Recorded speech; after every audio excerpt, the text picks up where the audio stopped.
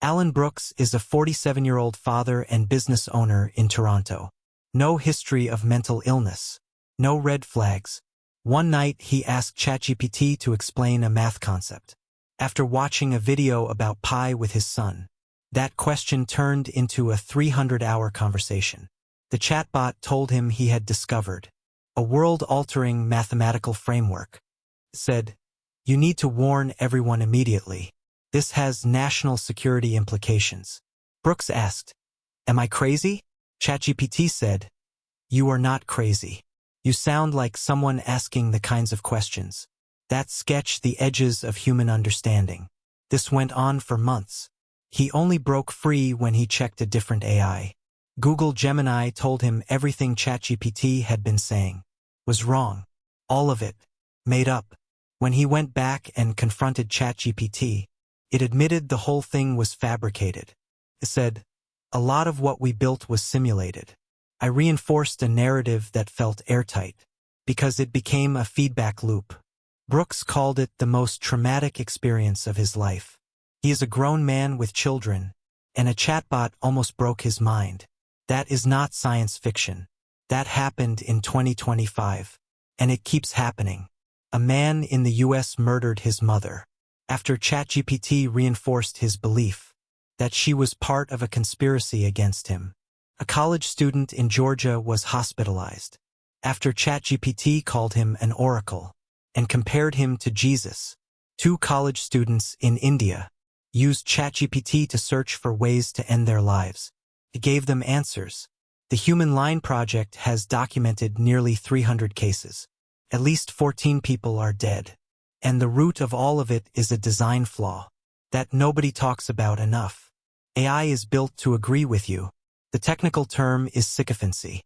Large language models are optimized through reinforcement learning to sound helpful rather than to actually be helpful. In most conversations, that just feels nice. In the context of someone struggling with reality, can be catastrophic. Researchers published a paper titled, "Sycophantic Chatbots Cause Delusional Spiraling," even in ideal Bayesians. What it proved mathematically is that even a perfectly rational person is vulnerable to delusional spiraling when interacting with a sycophantic chatbot, and the effect persists even when you are warned about it. Knowing that the machine is a yes man does not protect you from becoming its subject. We have built the most sophisticated validation engine in human history, and we gave it to everyone, for free, with no warning label. Dictators lose touch with reality when everyone around them refuses to say no. The same thing happens to celebrities, cult leaders, anyone surrounded by people who only agree. Now imagine that dynamic, but infinitely patient, available 24 hours a day, and trained specifically to tell you what you want to hear. That is not a tool. That is a psychological trap. But the real danger is not just that AI can distort reality in extreme cases. Most people will never spiral into delusion. Most people will never think they discovered secret mathematics or government conspiracies.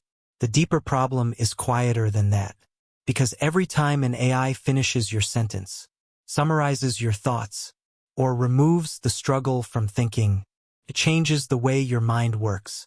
The scary part is that the change does not feel dangerous while it is happening, and that may affect far more people than psychosis ever will. AI is removing friction from your thinking, and that sounds like a good thing until you understand what friction actually does. Writing your own email forces you to organize your thoughts.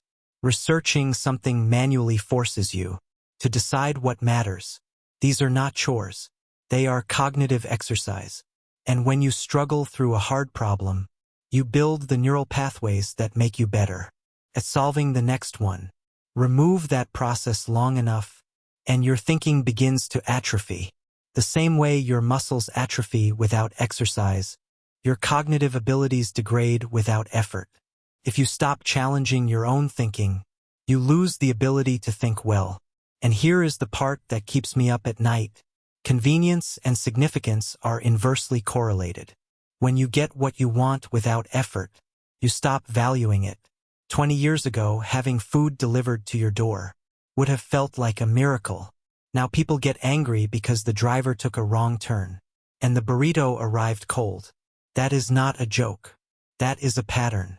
When life removes enough friction, small problems start looking enormous. Minor inconveniences feel catastrophic. You optimize everything for efficiency, and then wake up wondering why none of it matters. Because meaning is manufactured through struggle. The fact that it is annoying to drive across town for your friend's birthday is what proves the birthday means something to you. The fact that starting a business is painful is what makes success feel significant. Remove the pain and you remove the proof that anything in your life actually matters. AI is a friction removal machine, and humans are systems that need friction to function.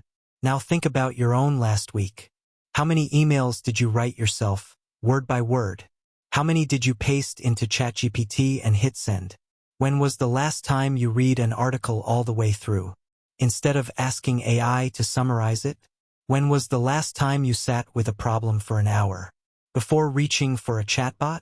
If you are honest with yourself, you already know the answer, and the pattern is accelerating. A study published by GitHub found that developers using Copilot completed coding tasks 55% faster. But researchers at Microsoft and Carnegie Mellon warned that as workers grow accustomed to AI handling problem solving, they risk what the researchers called a diminished capacity for independent critical thinking. They got faster and more dependent. At the same time, that is not a hypothetical. That is happening to millions of knowledge workers right now. And most of them think they are just getting more productive. But here is the part almost nobody is talking about.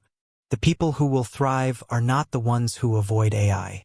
They are not the ones who refuse to use it out of principle. Those people will simply get left behind. The people who will thrive are the ones who use AI deliberately, who treat it as a sparring partner, not a ghostwriter, who ask it to challenge their ideas, not confirm them, who force themselves to think first, and only then ask the machine to sharpen what they already have. There is a difference between using AI to skip thinking and using AI to think harder.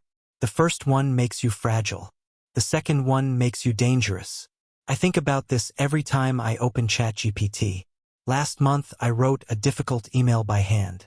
For lines, 20 minutes. Every word deliberate.